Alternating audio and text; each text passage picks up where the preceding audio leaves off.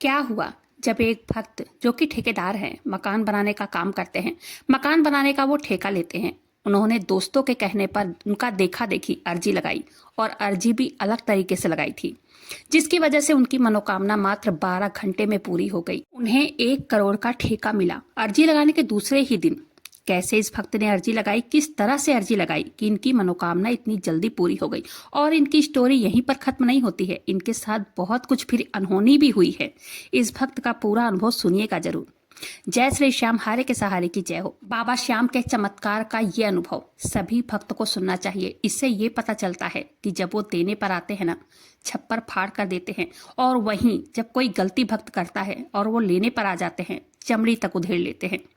श्याम भक्तों, जो भी मनुष्य बाबा श्याम का अगर सहारा ले लेता है, उस व्यक्ति के साथ कभी गलत नहीं होता है। यह हारे का सहारा है, यह हर जगह से डूबने से बचा लेते हैं। जहां गर्दन कटने वाली होती है ना, वहां उंगली कटकर ही रह जाती है। जो दुर्घटना होने वाली होती है वो भी नहीं होती है। इतनी शक्ति है बाबा श्याम में। लेकिन बहुत सारे लोग बाबा श्याम के नाम का महत्व नहीं समझते हैं। उनसे तो मैं यही कहूंगी, एक बार बाबा श्याम पर विश्वास करके देखिए, आपके जीवन में अवश्य ही उजाला होगा।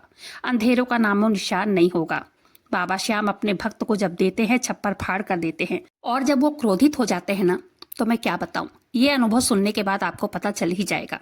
मेरे पास आज सत्य कहानी आई है, एक भाई की है। उस कहानी को सुनकर आपके रोंगटे खड़े हो जाएंगे। ये कहानी एक ठेकेदार की है। उन्होंने अपना नाम शेयर करने के लिए मना किया है, लेकिन उन्होंने कहा है कि जो गलती मैंने की है वो गलती कोई ना करे। दीदी प्लीज आप ये मेरी कहानी जरूर से शेयर कीजिएगा। आगे कहते हैं, मैं एक ठेकेदार हूँ, मकान बनाने का काम करता हूँ और यहीं दिल्ली में ही रहता हूँ। ये भाई कहते हैं, दीदी आप सच कह रही हो, बाबा श्याम कुछ भी कर सकते हैं। ये मैंने खुद अनुभव किया है। मेरे जीवन में भी बाबा श्याम ने चमत्कार किया है। ऐसा चमत्कार हो सकता है कि मैंने सपने में भी नहीं सोचा था।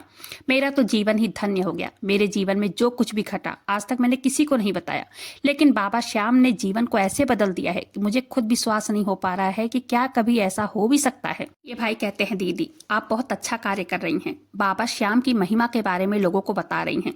मुझे आपकी वीडियो देखकर अच्छा लगता है। मैं आज से 2.5 साल पहले तक भगवान को बिल्कुल भी नहीं मानता था, ना ही पूजा पाठ करता था। मैं ये सोचता था ये तो पाखंड है, केवल लोगों को बहलाने फुसलाने के लिए फैलाया जा रहा है, एक दिखावा है। शायद इसका कारण मेरे घर का माहौल था। मेरे घर में पूजा पाठ होता ही नहीं था, मांसाहार का सेवन होता था। सब घर के सदस्य शराब पीते थे। मैं भी थक जाया करता था। मेरे घर में सभी लोग काम करते हैं। मेरे पापा भी काम करते हैं, मम्मी भी काम करती है, बहनें भी काम करती हैं, और मैं एक ठेकेदार हूँ। तो शाम होते होते हम लोग शराब पीकर ही सोते थे। बिना शराब पिए हम लोगों को नींद नहीं आती थी। सब अच्छे से चल रहा था, पैसों की कमी नहीं थी, क्योंकि घर के सभी सदस्य काम कर रहे थे। हम लोग भगवान को नहीं मानते थे। ये कहते हैं ना, जब तक मुसीबत नहीं आती है तब तक भगवान को कोई याद भी नहीं करता है। शायद हमारे साथ भी यही हो रहा था। हमारे परिवार की यही सोच थी कि जो लोग पूजा पाठ करते हैं उनके जीवन में उतना ही संकट आते हैं। हम लोग नहीं करते थे, इसलिए हम लोग सुखी थे। पूरा परिवार कमाता था और खाता था। कहते हैं ना, हर चीज को प्रभु ने निर्धारित कर रखा है। ऐसा ही हमारे साथ हुआ। हमारा प्रारब्ध हमारे ऊपर ही भारी पड़ रहा था। 2.5 साल पहले की बात है। मेरे दोस्त खाटू धाम जा रहे थे, उनके साथ मैं भी चला गया। वहां जाकर उन लोगों का देखा देखी मैंने अर्जी लगाई। अर्जी भी मैंने कैसे लगाई थी, सब लोग अपनी अपनी अर्जी लिख कर लेके आए थे। जो नहीं लिखे थे वो अपना सामान लाए थे, वहीं पर बैठकर लोग लिख रहे थे। लेकिन मेरे पास कुछ भी नहीं था। मैंने सिर्फ एक नारियल लिया और उसमें 11 रुपए रखकर कलावे से बांधकर वहीं मैंने एक पन्नी में उस नारियल को डाल के वहीं चढ़ा दिया। देखा देखी मैंने अर्जी लगाई थी, बिना विश्वास के अर्जी लगाई थी। मैंने बाबा से कहा कि ठीक है, आप हो तो कोई बहुत बड़ा ऑर्डर दिलवा दो। हालांकि मैं भगवान पर विश्वास नहीं करता था। मेरे दोस्त खाटू धाम जा रहे थे तो मैं भी घूमने के पर्पज से चला गया था। वहां जाकर मैंने देखा लोग अर्जी लगा रहे थे तो मैंने भी लगा दिया। मैं उनसे बोल कर आया कि हे भगवान, 1 करोड़ का ऑर्डर दिलवा देना, 56 भोग बनवाऊंगा, कीर्तन करवाऊंगा। मुझे लगता था कि ऐसा हो ही नहीं सकता है। कहाँ मैं महीने का 30-40 हजार रुपए कमाने वाला। कभी कोई 1 मंजिल बनाने का ऑर्डर दे देता, मजदूर सहित, मटेरियल सहित, नहीं तो कभी कभी खाली मजदूरी का पैसा दे देता। मुझे बिल्कुल विश्वास नहीं था कि मुझे कोई ऑर्डर 1 करोड़ का देगा तो क्यों देगा।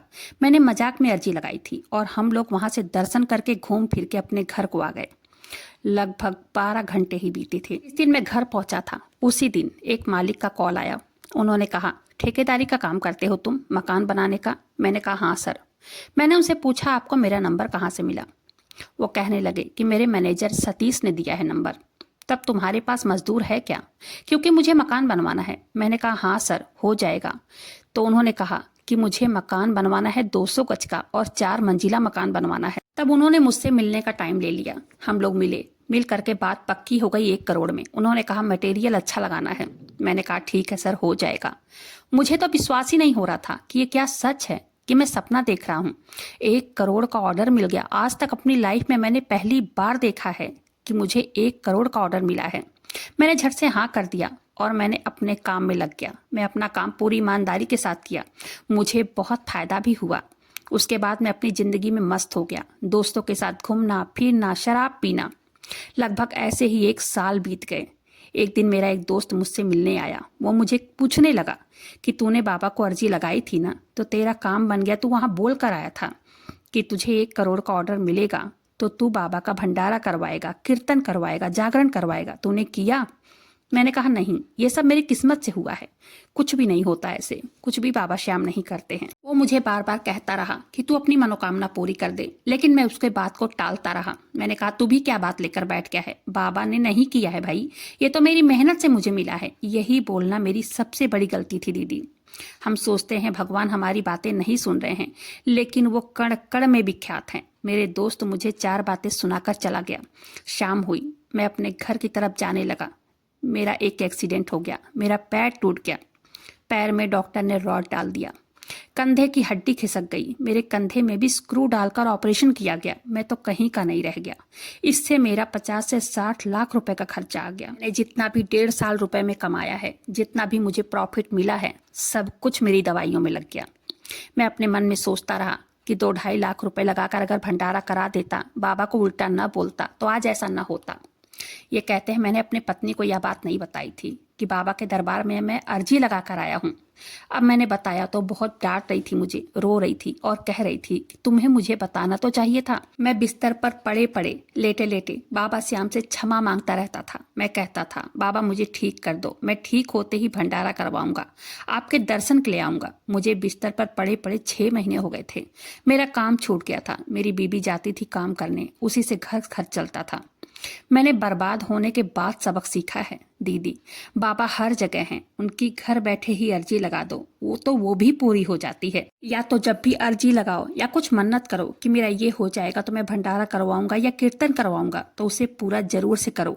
नहीं तो बस बाबा से इतना कह दो, बाबा मेरी डूबती नैया को पार लगा दो, मैं तेरा बच्चा हूँ, मैं हार गया हूँ, तुम्हारे का सहारा हो, मुझे भी जीत दिला दो बाबा। बस उनसे इतना कहना चाहिए, बस उन पर विश्वास करना चाहिए। वो हर जगह हैं और वो कभी हारने नहीं देते हैं अपने भक्तों को।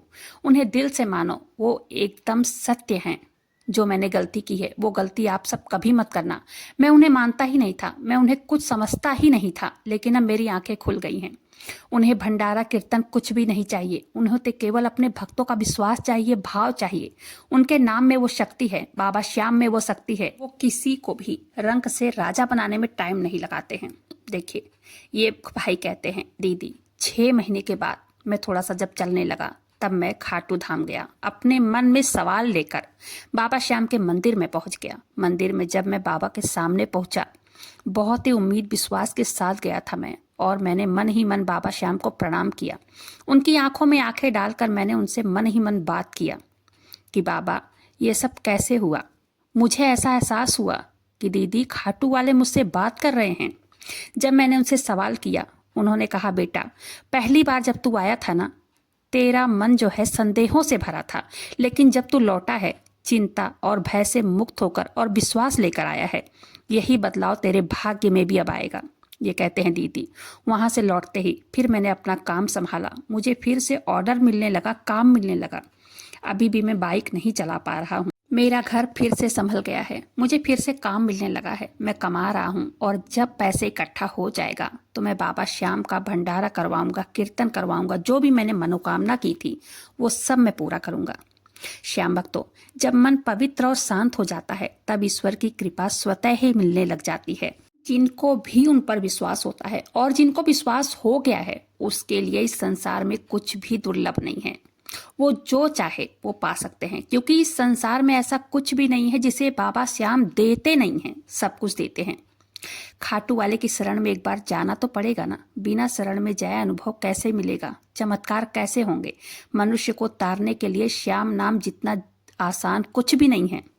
बाबा श्याम ही हैं जो कि नैया को पार लगाते हैं। तो आज भाई के साथ हुआ बाबा श्याम के चमत्कार का सत्य अनुभव यहीं पर समाप्त होता है। वीडियो पसंद आई हो वीडियो को लाइक कीजिएगा, अपने ही चैनल मैजिक उपाय को सब्सक्राइब या फॉलो कीजिएगा जरूर।